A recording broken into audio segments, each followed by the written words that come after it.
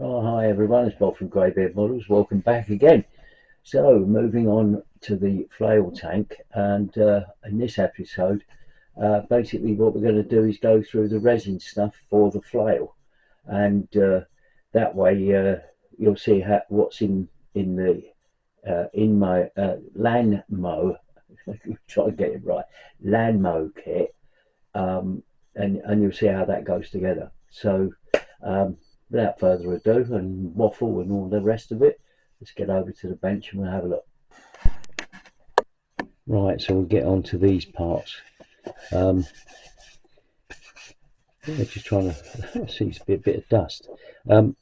This is only the box lid just to sort of show you, but quite a good graphic there. So that can be used similarly to some sort of reference.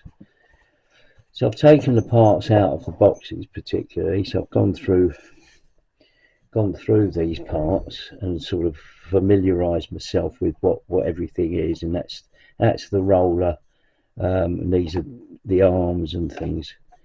So let's get on with some of the parts. So initially I'm going to start by following the sort of sequence, and they give you basically the parts for the roller. So I've got the two photo etch parts there, which are the ends of the rollers.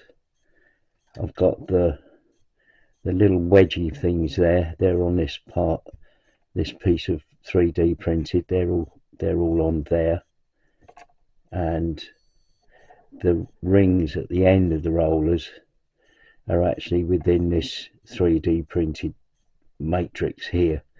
This did have a framework around it,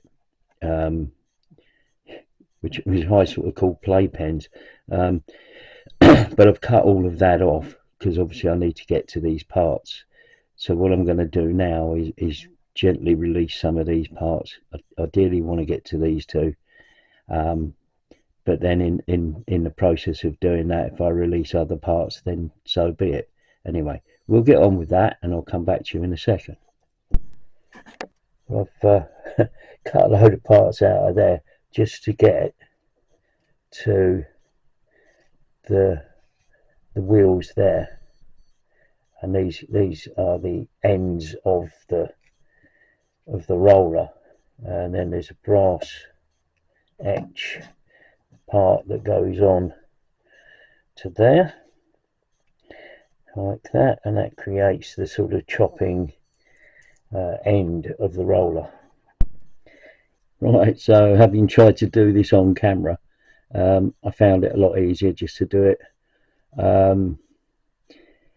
Yeah, quite straightforward. A lot of the slots just needed easing out a little bit with a bit of a file, but everything's gone into place, and that's the roller. So the next thing will be to make up the ends of the rollers, get the ends in place, I think, but I'm not entirely sure, because I think it might be easier to do the chain links with the weights on before I go any further on the rollers. Okay, so the next part, having completed the roller, the next part is to actually fit the chains and the balls on. Now, the links for the chain to the roller are these photo etch parts. So you've got the two parts of the photo etch go through the chain, and then the long thin part of the photo etch there go through the bracket on the roller, and then come around, and then you can super glue that. The balls, to take one of the balls off of there, and to attach it to the chain, what they suggest is using a piece of copper wire, which is what I've done. You can barely see it. Let's see if I can. Right, like a bit of copper wire, and basically pass it through the loop in the chain, and then both ends through the ball, because once you take the ball off of here, it's actually got a hole in the bottom, and obviously you take it through, and it's a hole all the way through, and then you super glue it to the link, and then you super glue the wire end at the bottom as well. And I'm not going to do it on camera because I did this and it was actually quite tricky to do. So right, so I've got the chains done. There's a few here. The rest are all chucked in this box. These are the brackets that get folded up and fitted onto the brackets on the roller. So they're all done. So I'm now thinking that maybe I'll just sit and put all of the balls and chains onto there, and then when that's ready to fit, I can fit it. I don't think, judging by this, there's not a lot of weight. And I've got a feeling that once this is all sort of put together, reaching in and trying to get things to line up might be a tad difficult. So that's what I'm going to do. So I'll put all those bits to one side. These are the ends. The other thing that I was looking at was, if I put the ends on like that, then getting onto those end rollers or the end brackets to fit the chains would be a tad difficult. So I think it's put the chains on, then the ends, and then we start looking at constructing it. But in the meantime, all of those parts can go together into this little box, which is very handy. So I'll keep all of that. The other thing that I've done, I've assembled this part of the framework,